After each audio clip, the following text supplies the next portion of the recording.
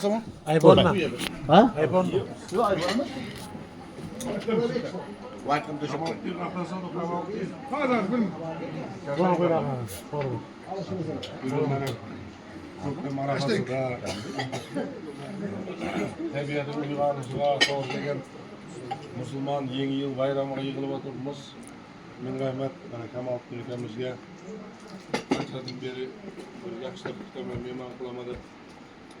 Qilmay mehnat qilib mana bugun ko'p turishlar qanday ko'z tegmasi Kamoliddin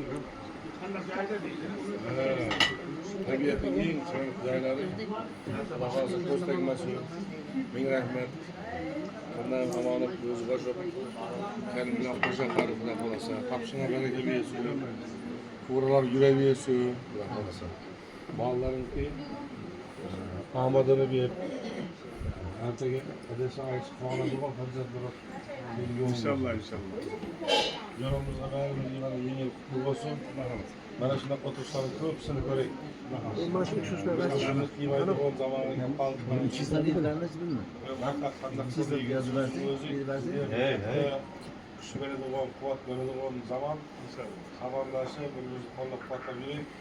22 Navroz. O'tirishlarni ko'pchilik ko'raverik.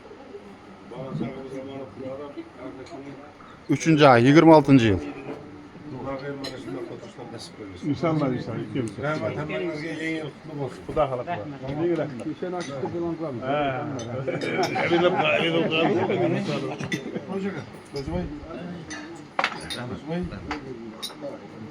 Kan o zaman var.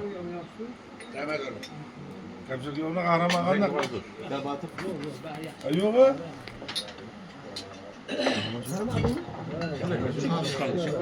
Yok.